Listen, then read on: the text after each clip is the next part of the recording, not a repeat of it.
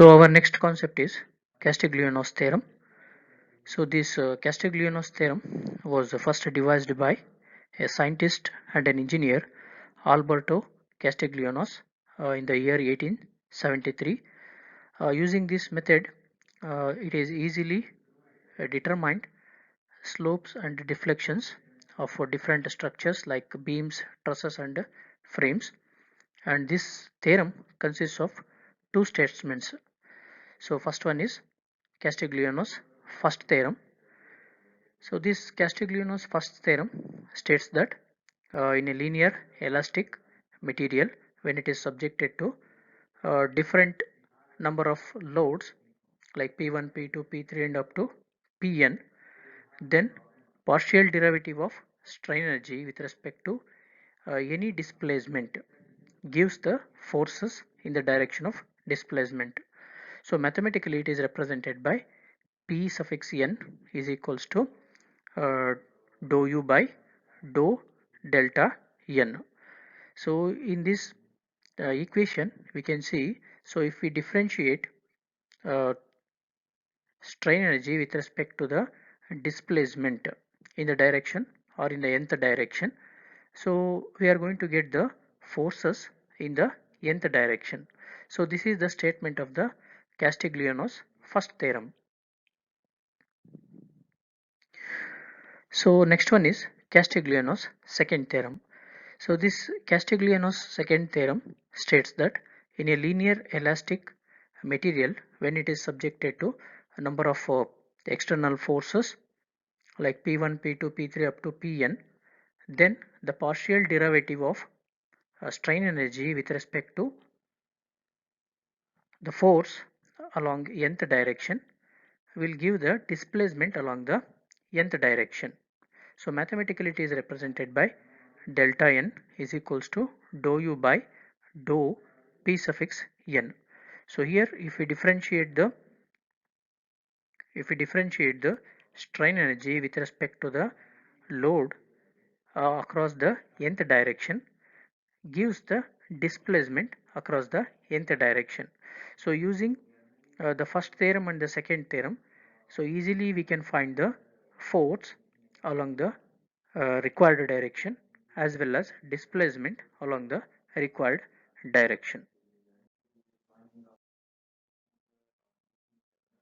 Now we are going to see what are the applications of this Castigliono's theorem. So the first application is to determine the displacements, especially in the complicated structures when it is subjected to number of external forces. Okay, so if it is a simple structure, no need to apply the Castigliono's theorem using the general stress formula or using general displacement formula. Easily we can find out the displacement of the structure. So when the complexity of the structures increases and more number of forces are acting, then the problem become complicated. So in such cases, if we apply the Castigliono's theorem, so based on the requirement, whether I want displacement or the force, then easily we can find its displacement and the forces. Second application is to determine the deflections of beam under shearing or bending if the total strain energy due to the application of shearing force or bending moment is known.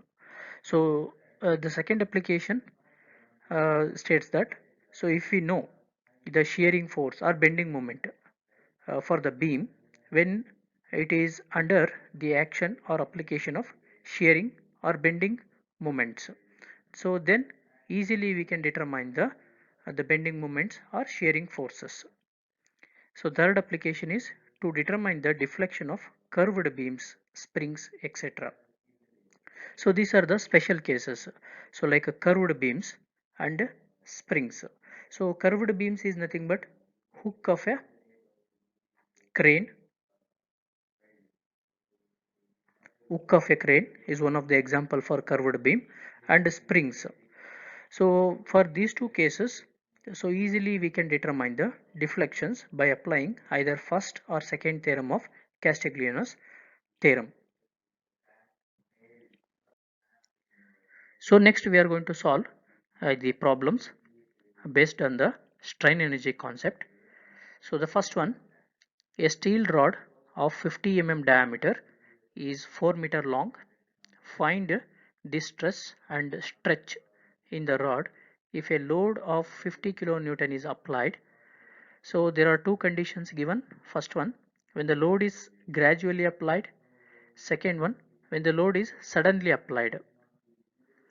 Also find the strain energy stored in the rod under the given conditions.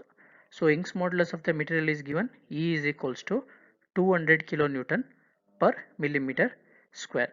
So always we have to extract the given data first. So diameter of the steel rod is given 50 millimeter and the length is given, so it is in meter, so we have to convert it into millimeter.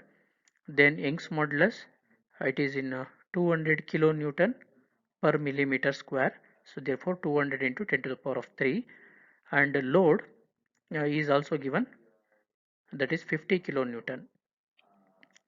So first I will consider the case number 1, that is when the load is applied gradually. So the general stress formula is sigma is equals to P by A, that is load by area. So the load applied given is 50 kilonewton. So the 50 into 10 to the power of 3 divided by area is, since it is a circular rod, pi d square by 4. So pi into diameter is 50, therefore 50 square divided by 4. So the 4 can be multiplied into the numerator. So after simplifying this, so we got a stress value 25.46 Newton per millimeter square. So the stress value we have determined for the first case. Next, stretch. So stretch is nothing but the displacement or the extension which takes place due to the application of this 50 kilonewton.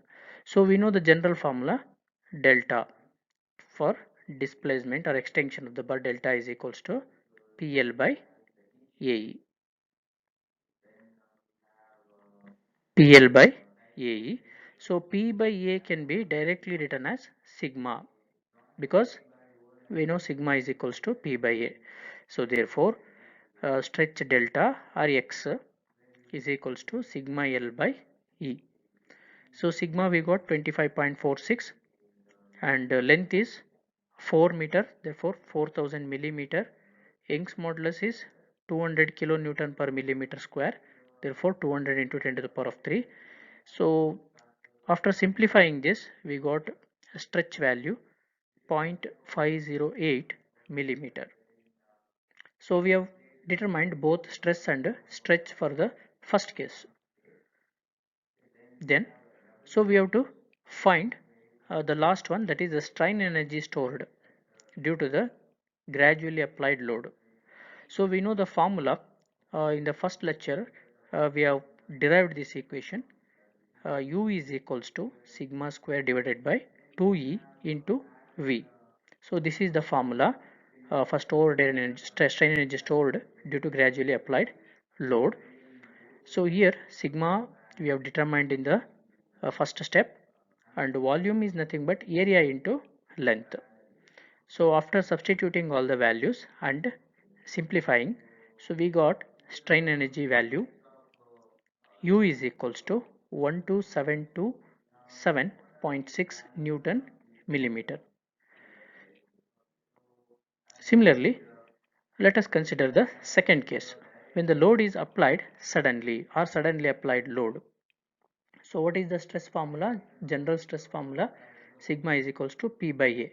But we know that, so from the first lecturer and from the derivation of suddenly applied load, we know that the stress for suddenly applied load is 2 times the stress applied for the gradually applied load. Correct? Sigma is equals to 2 times of P by A.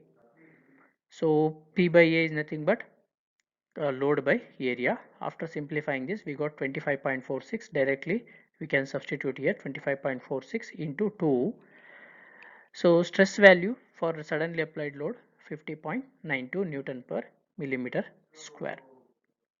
Then stretch value delta PL by AE. P by A is nothing but stress.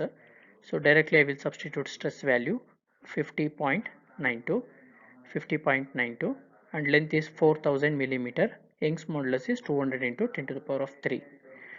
So after simplifying this, we got 1.018 millimeter, the stretch delta value. Then strain energy stored due to the suddenly applied load, sigma square divided by 2E into V. So sigma value we got 50.92. Substitute all the values. Young's modulus, volume, instead of volume we can expand this one, area into length. Area is pi by 4 into d square, length is 4000. So simplify this. So we got U value, that is strain energy, 50910.4 Newton millimeter. So next problem is a tension bar 6 meter length or long is made up of two parts. 4 meter of its length has a cross-sectional area 1250 millimeter square, while the remaining 2 meter length has a cross-sectional area of 2500 millimeter square. An axial load of 50 kilonewton is gradually applied. Find the total strain energy produced in the bar and compare this value with that obtained in a uniform bar of same length and having same volume when under the same load. So take Young's modulus, E is equals to 200 GPa. So first we have to extract the given value. So Young's modulus is given, and length is given 6 meter, and he is saying that there are two parts. It is made up of two parts. One is 4 meter long and another one is 2 meter long. First cross sectional area is 1250, second one 2500 millimeter, and the load is 50 kilonewton applied. Young's modulus is given. So this is the given figure. So first we are going to split this one into two segments. So this is segment number 1, this is second segment. So it is applied by a tensile load of 50 kilonewton in the opposite direction. So first let us consider the segment 1. So what is the stress, amount of stress acting on it? That is sigma 1 is equals to general formula, load by area. So load is acting 50 kilonewton, therefore 50 into 10 to the power of 3. Area of the first segment is 1250. So therefore sigma 1, after simplifying this, we got 40 Newton millimeter square. Similarly for the second segment, P by A2. So load is 50 kilonewton, whereas area of the second segment is 2500. So we got the stress value for the second segment 20 Newton per millimeter square. Next, strain energy stored in the first segment. So let me call this one as U1. So we know the formula, sigma square divided by 2E into volume. So sigma we got 40, whereas volume is area into length. So area is 1250, length is 4000 millimeter, and Young's modulus is 200 into 10 to the power of 3. So after simplifying this, so we got U1 value 20,000 Newton millimeter. So we can write in terms of Newton meter, therefore it becomes 20 Newton meter. Similarly for the second segment, so after uh, substituting all the values and simplifying, so we got U2, that is strain energy stored in the segment 2, we got 5000 Newton millimeter. So we can write in terms of Newton meter, it becomes 5. So the total strain energy stored in the bar, US is equals to, US represent the total strain energy, U1 plus U2. So we have to add the strain energy stored in the segment 1 and segment 2. So therefore the total strain energy becomes 20 plus 5, 25 Newton meter. Then, so to find the strain energy stored in a uniform bar, so if we consider it is a made up of uniform bar, then volume becomes V is equals to V1 plus V2. So this V represent the total volume or volume of the uniform bar. So the volume of the first step or first segment is area into length. So area is 1250, length is 4000 millimeter. Then area of the second segment is 2500, length is 2000 millimeter. So the total volume of the uniform bar becomes 1 into 10 to the power of 7 millimeter cube. Then, so easily we can find area using volume formula. Volume is equals to area into length. Therefore, area can be determined by volume by length. So volume is 1 into 10 to the power of 7. Total length is 6 meter or 6000 millimeter. So therefore, we got area 1666.67 millimeter square. Now, so we are going to find the stress of a uniform bar. So general formula is load by area. So obviously the load acting is 50 kilonewton, that is tensile load, and area we got 1666.67 millimeter square. So therefore after simplifying this we got stress value 29.99, or approximately we can write 30 Newton per millimeter square. Next, so strain energy stored in the uniform bar. So U represent the strain energy stored in the uniform bar. The formula is sigma square by 2E into volume. So sigma we got 30 and volume is area into length. Or directly we can substitute this one, because we got the volume directly, we can substitute the volume value. So after simplifying this we got strain energy value 22499.91 Newton millimeter. So after converting it into Newton meter we got 22.5. Now we have to compare both the result, that is result obtained from the stepped bar and result obtained from the uniform bar by treating the bar as a uniform bar. So that is 25 divided by 22.5. So we got 1.11.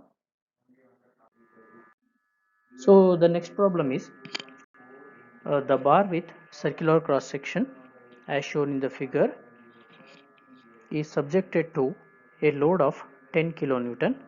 Determine the strain energy in it. Take Young's modulus value E is equals to 2.1 into 10 to the power of 5 Newton per millimeter square. See, this is the given figure. So in this figure we can see there are three segments. So this is first one, this is second one, and this is third one. Segment number 1 and 3 are similar, whereas segment 2 is the intermediate between 1 and 3. So load given is 10 kilonewton and Young's modulus is 2.1 into 10 to the power of 5 Newton per millimeter square. So first we are going to find the area, because area is not given, diameter of each segment are given. So area 1 is equals to area 3, because segment 1 and 3 are similar. Therefore A1 is equals to A3 is equals to pi by 4 into d square. So diameter is 16 square.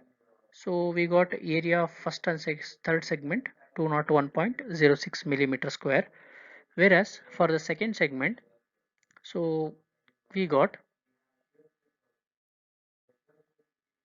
stress stress is equals to stress for the first and the third segment. So 1 and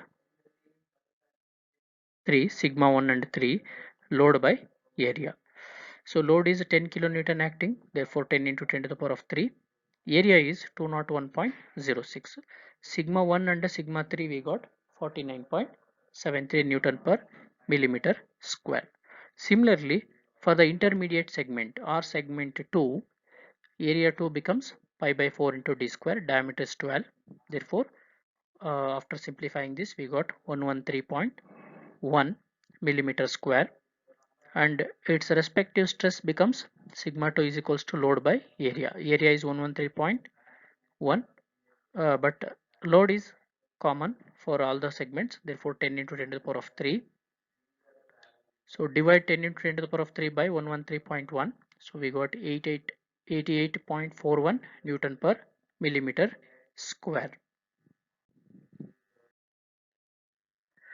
So next one, the strain energy stored in the total bar or entire bar is given by U is equals to 2 times of U1, because segment 1 and 3 are similar, therefore I will consider it as 2 times of U1, plus this is the intermediate segment or second segment.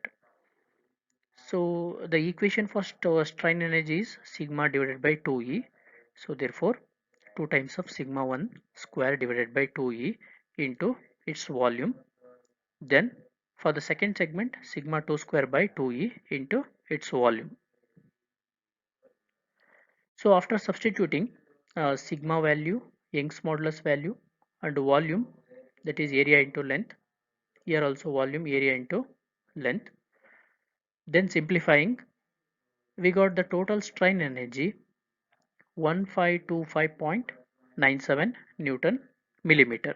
So this is the total strain energy stored in the uh, total segments, all the segments. So the next problem is, an unknown weight falls through a height of 20 millimeter on a collar rigidly attached to the lower end of a vertical bar 5-meter long and 800 millimeter square in cross section. If the maximum extension of a rod to be 2.5 millimeter, what is the corresponding stress and magnitude of the unknown weight? So take Young's modulus 200 GPa. So in this problem, first we have to extract the given values. So height is given.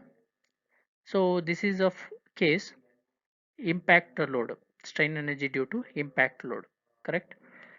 So height is given 200 millimeter and the length of the rod given 5-meter, and area of cross section is 800 millimeter square, and the total extension, that is delta 2.5 millimeter. Young's modulus is 200 GPa. Young's modulus is 200 GPa. So the extension, we know the formula, general formula, extension delta is equals to PL by AE, correct? PL by AE. So in this formula, P by A can be written as sigma. P by A can be written as sigma, sigma L by E. So stress value is not given, but this extension is given. Therefore, using this extension, easily we can determine the stress sigma. So in this formula, substitute delta value 2.5, sigma is unknown, length is given. So length is 5000 meter, that is total length of the bar. So 5000 meter, sorry 5000 millimeter. Young's modulus is 200 GPa. So we have to convert it into Newton per millimeter square. Therefore 200 into 10 to the power of 3. So after simplifying this equation or solving this equation, we got sigma value. Sigma is equals to 100 Newton per millimeter square. Next, strain energy stored in the setup. So U is equals to sigma square V divided by 2E. So sigma we got 100, then volume is area into length, area is 800. So total length is 5000 millimeter. So 2 into Young's modulus is 200 into 10 to the power of 3. So the total strain energy stored due to the impact load is 1 into 10 to the power of 5 Newton millimeter. Then, so we know that to find the work done due to the impact load, so we can easily equate it to the strain energy. So work done is equals to strain energy, right? So the work done due to the falling weight is W into H plus delta. So this one we have derived in the lecture 1. So W into H plus delta is equals to strain energy U. So W we have to determine, therefore using this equation easily we can determine W. So W into H is 20 and extension is 2.5. U value we got 1 into 10 to the power of 5. So by solving this equation we can determine W value. W is equals to 4.44 kilonewton.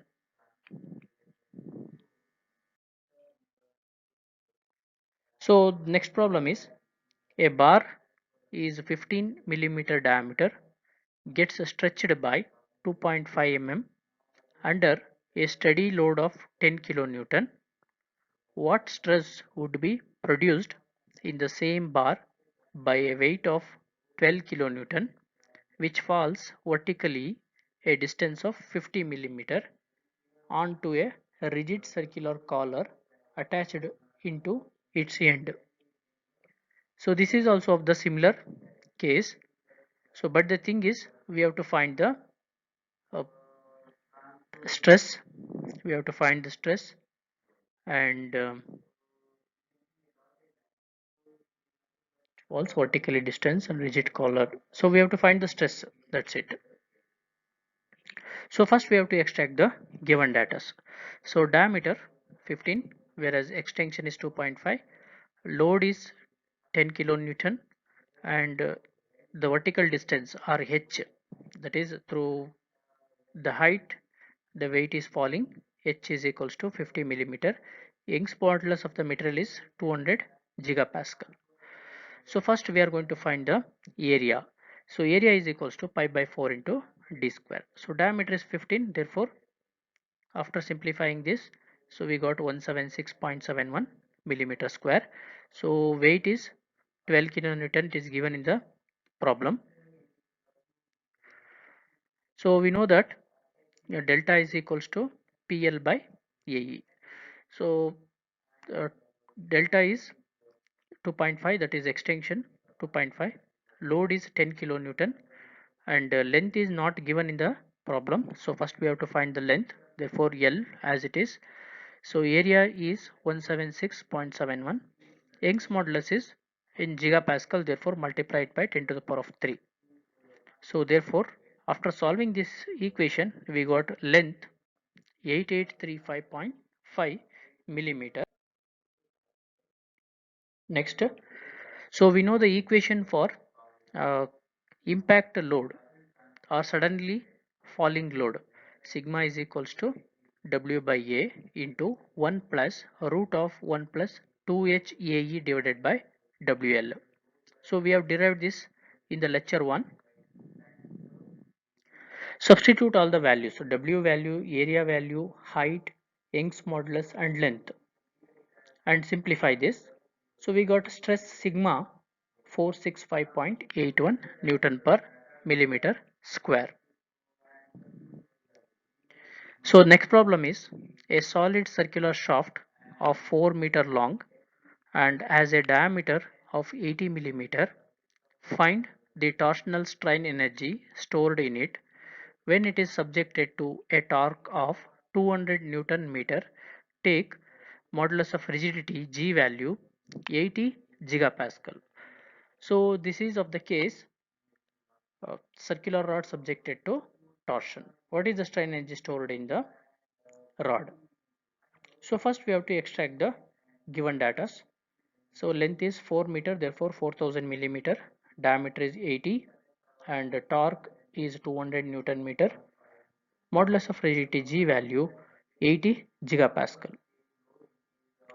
So strain energy formula for a torsion case U is equals to T square L divided by 2 GJ. So we have derived this equation in the lecture 1. So torque value is 200 Newton meter, therefore we have to convert it into Newton millimeter, multiply by 10 to the power of 3 and G value, that is modulus of rigidity 80 gigapascal, multiply by 10 to the power of 3, it becomes Newton per millimeter square. Then polar moment of inertia, that is pi d 4 by 32. So pi into diameter is 80, therefore 80 to the power 4 divided by 32. So that 32 can be multiplied into the numerator. So after simplifying this, we got 0.2487 joules or Newton meter.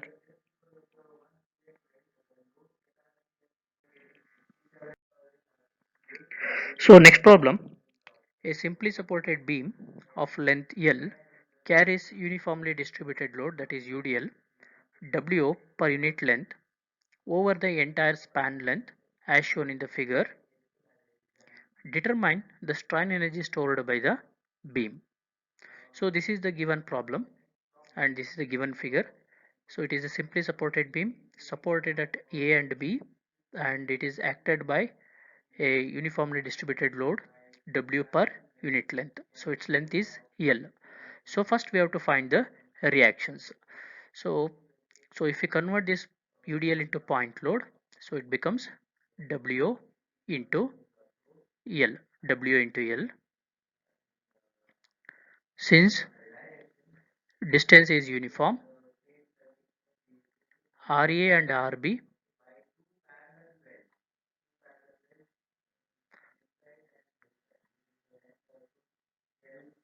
so this becomes L by 2. This is also L by 2. Since there is a symmetry between the portion AX and XB, therefore RA and RB becomes same. So WL by 2. WL by 2. Next, so taking cross section at a distance X from A, so which is nothing but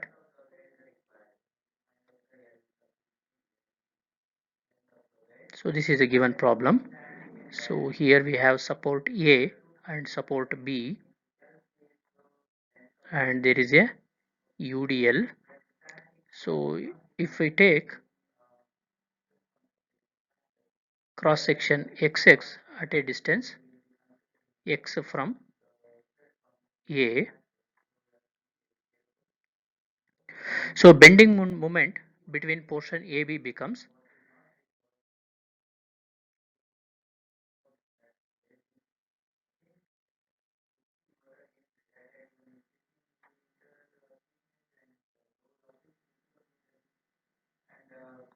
so at this portion, so here we have WL by 2 reaction, and here we have UDL since we are finding bending moment at portion XX. So WL by 2 bending moment at X, WL by 2 into this distance is, let me call this distance as X, and this remaining UDL, if we convert it into point load, W into X, correct, W into X, and this distance is X by 2. From here to here it is X by 2. So Wx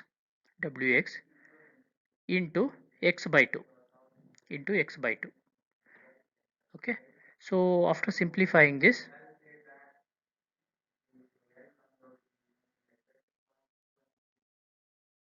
so we got the final equation W by 2 into Lx minus x square. Next, so strain energy due to bending. So we know the general formula for strain energy due to bending. U is equals to integration m suffix x square dx divided by 2ei. So we have derived this in the lecture 1.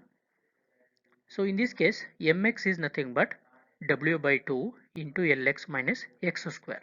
So in place of mx, so directly we are going to substitute this one, but it is a square, therefore w square by 4, w square by 4 into lx minus x square whole square, and divided by, so 2 into ei.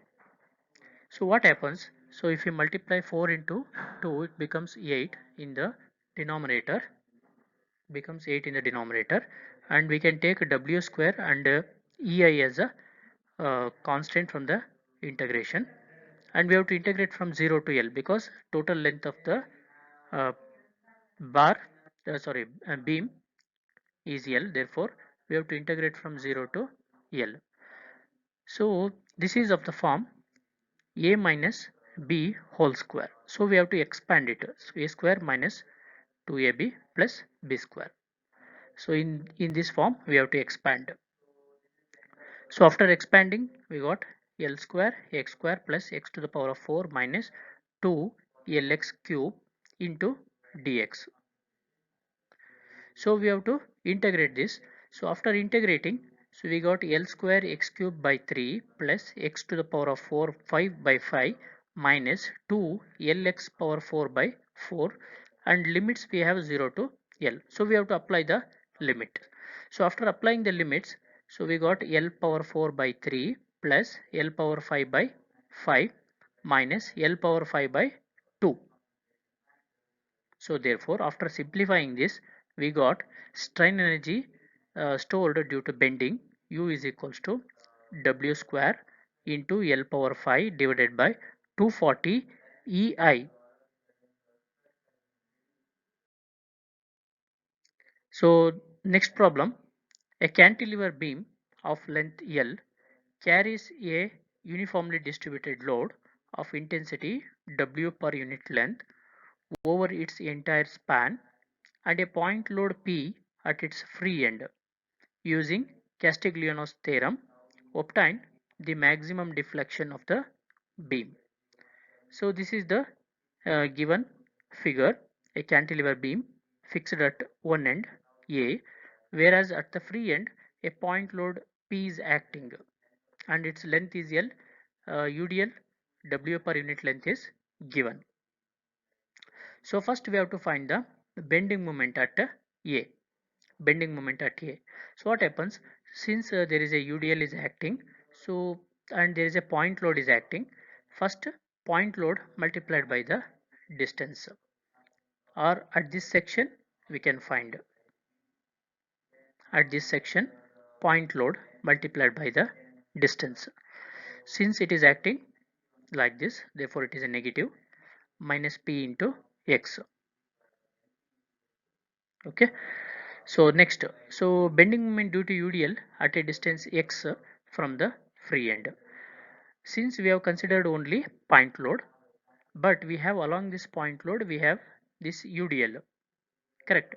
So we have to convert this UDL into point load, which is nothing but W into X, correct? W into X, and the distance is how much? X by 2. From here to here, distance is X by 2. X by 2, distance X by 2.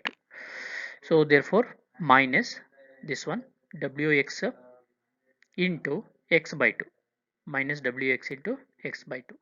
So therefore we got bending moment minus Wx square by 2. See, this is due to the point load, bending moment due to point load, and this is due to bending moment due to UDL.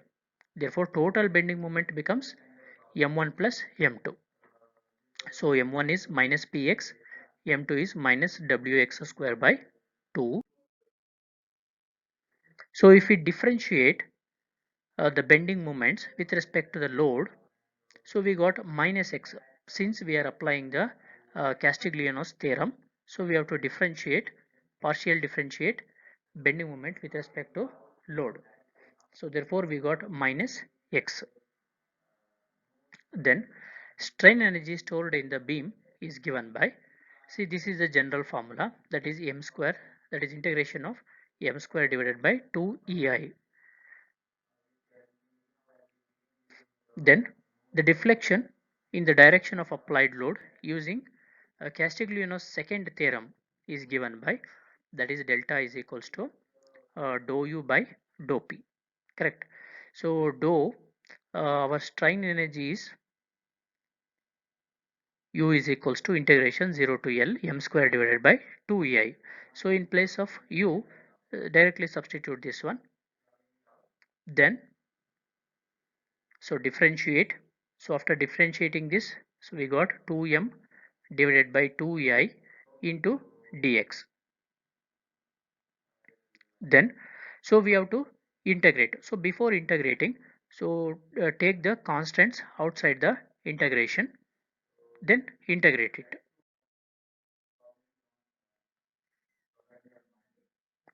So after integrating this inside term, we got px cube by 3 plus wx power 4 divided by 2 into 4, therefore 8, and we have to apply the limits 0 to L. So after applying the limit, we got delta value, delta is equals to 1 by ei into pl cube by 3 plus wl power 4 by 8. So if w is equals to 0, so what happens to the above equation? Delta is equals to PL cube by 3 EI, and if load P is equals to 0, so delta value becomes WL power 4 divided by 8 EI.